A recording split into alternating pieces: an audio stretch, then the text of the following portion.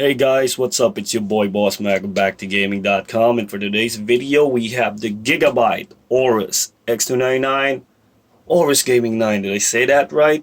I think it's the GIGABYTE X299 AORUS Gaming 9, and I think that's the proper model name for this one. I always get confused. Anyways, moving right along, this is the flagship gaming motherboard for the X299 family of motherboards from GIGABYTE.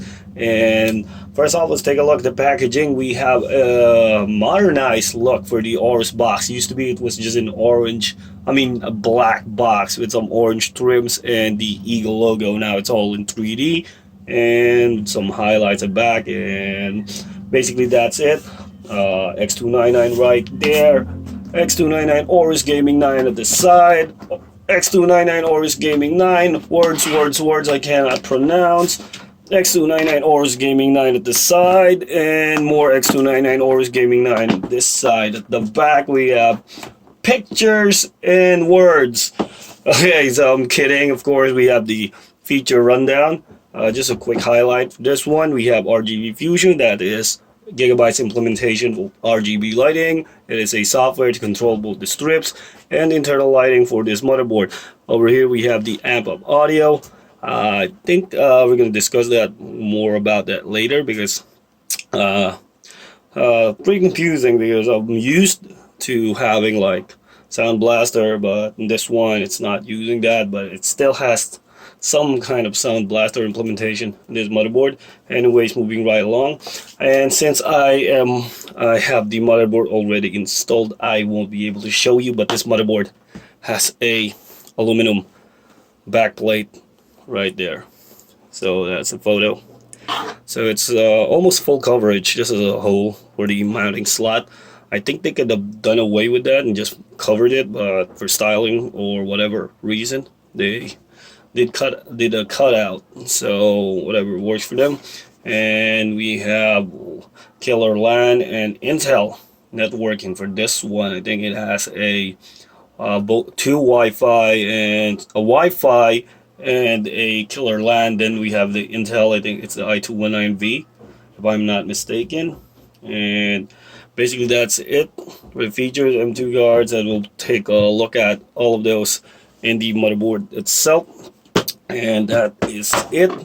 So as you can see, I have the motherboard set up because I just finished testing it. So I'm just gonna run down the highlight of the boards. Alright, so let me just do a quick adjustment of the camera.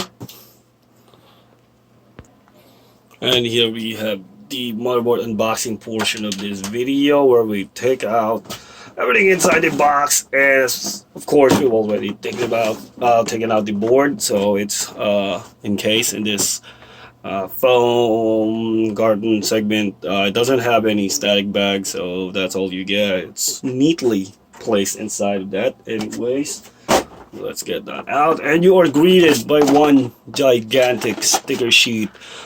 We saw these kinds from the Asus Maximus 9. I think that was the first time I saw something like this, and GIGABYTE is quick to catch on. They actually have their own, and even the sticker labels are included, which is kind of like a way of cheaping out, but with a lot of space. I think that's the only thing that they thought would be proper to include.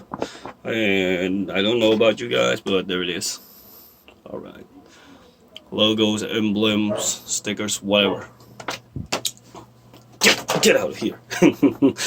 Just kidding. Anyways, as we get on to the actual contents of the box, let's start off with the left side. The left side, oh, there is a nice compartment. And first off, well, let's take a look at this one. We have a PCIe M2 riser right there, and I won't be able to take off the shield, but it is one solid hunk of aluminum, and it catches. I don't know if that's my dirt or just scratches my fingernails really quickly, but quality is really good. There's significant weight to it. It's not really that heavy, but it is hefty. Just enough to show you there's like, this thing means business, and It's really, yeah, really good piece of it.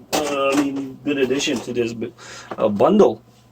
And we have a, what is this? Oh, plastic. Yeah, I'm just unboxing this as I go. This is the first time I've taken the compartment accessories out of the box, and oh, it's a U.2 to M.2 riser. Basically, this is what you would use if you need another U.2 connector, and a U.2 connector is this. So this is what you would need if you have a U.2 device like a Intel. This is the 750 U.2, like this one, the 2.5-inch version right there. And moving right along, we have the cables. Alright, so we got some sleeved SATA cables right there. 1, 2, and 3. We have 3 pairs of SATA cables. Add to that, I think these are RGB headers, really unique looking ones. I'm not sure what they are intended for, but the design's really cool. Like, there's a separation on one side, but well, we'll get to that in the written part of our review as we explore these more. But for now, just to meet the launch day, we're just gonna breeze through everything because, come on, let's just bring those back, neat and tidy. And all right, on this side, I think I've already taken out the CD-ROM for the disc for the installation. And in this we have the manual and the AORUS emblem. So this is the manual, the emblem, and moving right along, we have a Wi-Fi and Bluetooth antenna. They actually changed the header for this one. It's now one of those little connectors. I don't know if you can see that right there, because the original one, I think I have one right here.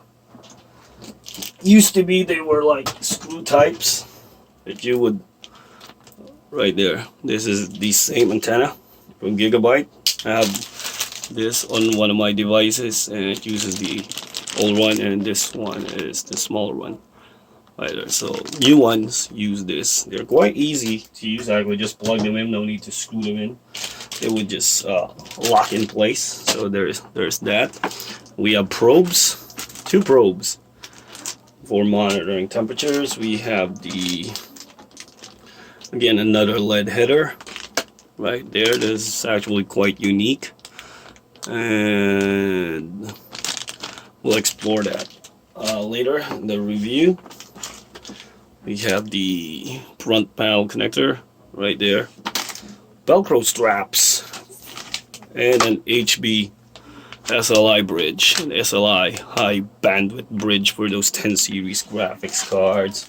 We have a cover for the Wi-Fi connector, and some, I think these are the M2 slot mounts right there. And there is nothing in here about the VROC. I don't know if it's supposed to be included in the package, but there's a little stuff that connects to the motherboard, supposedly to enable Intel VROC, but it's not here. So yeah, anyways, I don't have much information on that anyway, so let's get right along with our video, and I will put this away, and let's get on to the motherboard. And here we have the Gigabyte AORUS X299 Gaming 9, or AORUS X299 99X more X29 something, whatever. Here we have the motherboard right here, and it is an awesome black motherboard. They have pretty much done away with some with the trims and let the light do the color highlights for the scheme, and it totally makes for a great design. But first off, let's take a look at the what you call this. So I'm gonna be, I'm gonna be hand shooting this. So let me just take off the tripod.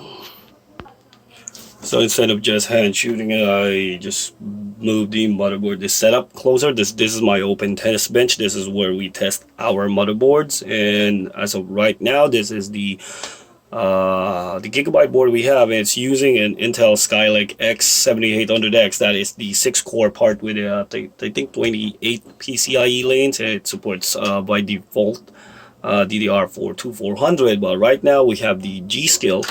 We have G-Skill Trident C DDR4 3600 memories right here, 4 of them. So it's in quad channel, 8 GB each. So we have 32 GB of DDR4 3600 memory. The processor, as I've said, is the Skylake X, which is this Skylake X 7800X 6-core part, which is cooled by this 240mm AIO from Deepcool, the Captain 240EX.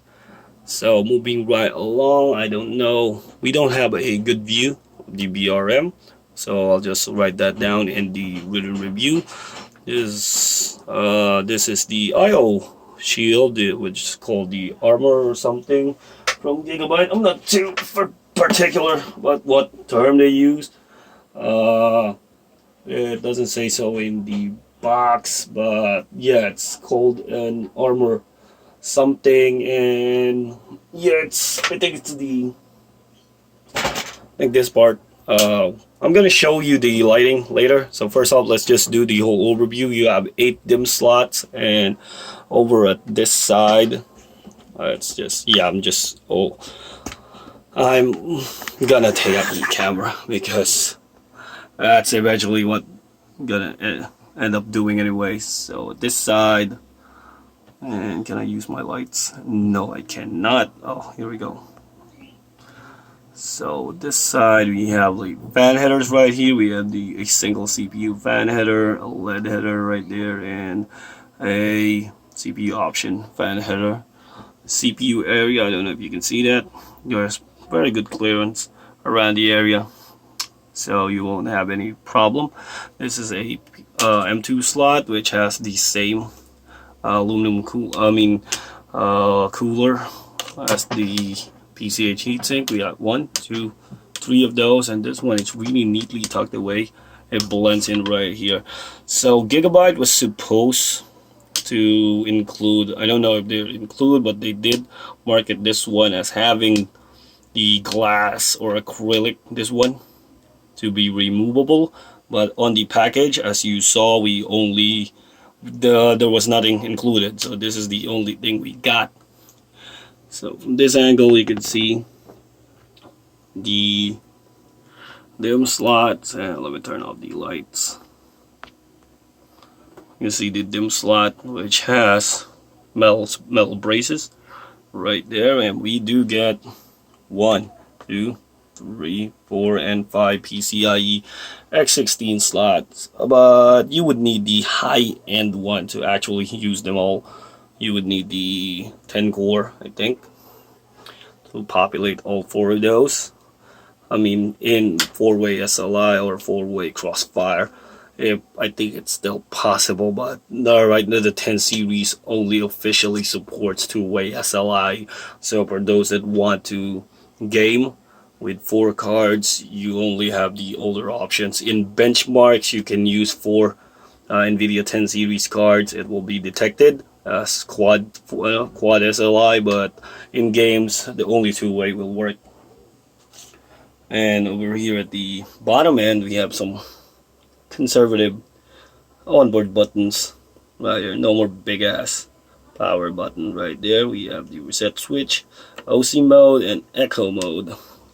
I'll touch on that more in the written review. We have the debug display, have a USB 3.0 header right here, and the front panel connectors. And I think that's pretty much it. I think the best way to showcase this would be to turn on the lights for that part of the board. So I'm just gonna cut away. And we're back. So I forgot to mention about the SATA port, so we'll take a look at the I/O first, but the system is already powered on. As you can see, I did place the GPU on the second to the last PCIe slot, just so we can highlight the entire board lighting. But anyways, we have 8 SATA 3 slots, and there is no U.2 connector. So that would be the purpose of the included U.2 connector. And we have a USB 3.1 header right here, along with a USB 3.0 and fan headers also. So as we turn it around, at the back, as I've said, we have the LED lit back I/O shield, and it is already pre-installed. Actually, this does come out of the box already connected to the motherboard, and we have a legacy PC, a PS2 port. We have the DAC port right there, which is suitable for audio devices, stuff like that. We have the USB bias for easy flashback right here, and a USB 3.1 Type-C connector. We have dual Ethernet ports right here, one for the Intel LAN and one for the killer LAN, so they are highlighted as well. It is in the label, as you can see. We have a label that says killer and one label that says Intel, and we have USB 3.1 port labels right here, USB 3.1 port labels right here, and the Ethernet, the Wi-Fi antenna connectors right there, and the gold-plated audio connectors, and the SPDI port right here. So there you have it. That's for the I/O, and here is the motherboard and all its RGB glory.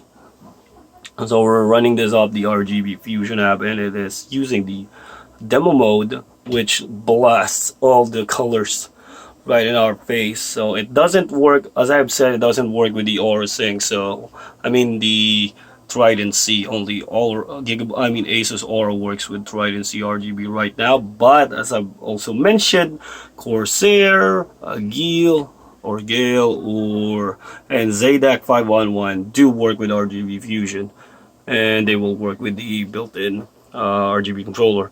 But this is what we have, and it's running by default. So there we have the lights. We have lights on the PCH heatsink. We have lights on each and every PCIe slot right there. I don't know if you can focus on that. Right there. Alright, so much better.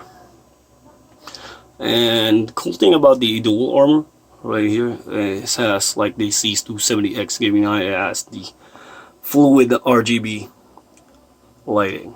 So it is the more beautiful spectrum array of lighting, similar to the Trident C RGB, and you can customize that to just run through whatever effect you want by the RGB Fusion app. And that's pretty much it for the Aorus X299 Gaming. Once again, I confused the model name. It is the GIGABYTE X299 AORUS Gaming 9 motherboard, which is their flagship gaming motherboard. So yeah, I'm just gonna bring this back to my tripod. Sorry for the messy adjustment, and as my ID shows up, and there it is. So I have just finished testing this about Skylake X and KB Lake X. That is totally dependent on your use case scenario. We'll save the discussion for Skylake X, its feasibility in today's market. But as for this motherboard, it does offer a lot, but it does miss a few things. First up, we've been so far gone from the Sound Blaster era of the original G1 gaming motherboards. Where this one is using an AC1220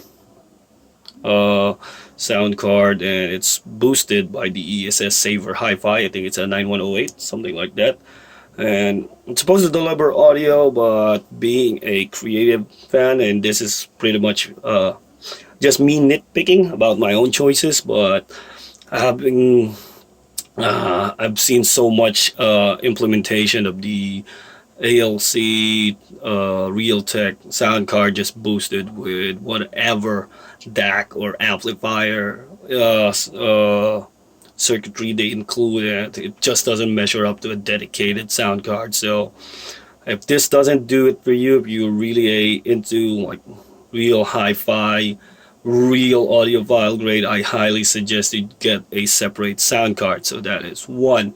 I will not talk about overclocking, so just so we don't touch on the actual processor itself, but the tools are all in there. You could do decent overclocking. There are plenty of controls, not really for the extreme crowd, but there is plenty good control to get like a good daily OC, and that's enough for me. It is the standard BIOS for Gigabyte, and it's really well laid out. Controls are there, and it's been something that I've been using for plenty of years now. It's more stable than before. It's more fluid, which is something I appreciate. Kudos to the Gigabyte UFI BIOS team for doing that. And moving back to the board layout, I think this is really cool, the way they did the heatsink on the M2 slot. Something really worth considering for the other brands, how they implement theirs. The metal components, so good. The black theme all over is something I appreciate. The colors may be overkill for some people, and this is do note, this is something that you're actually paying for. This is a feature of this motherboard. The lights are a feature of this motherboard. There are probably lower versions that will be having less lights, but for this one, it's included in the overall pricing, and we do currently not have pricing for this one. It will be out once once the processors are also available. And right now, I would get in touch with my rep, probably include in the description. But for now, overall, the design, this one is the only one I don't like.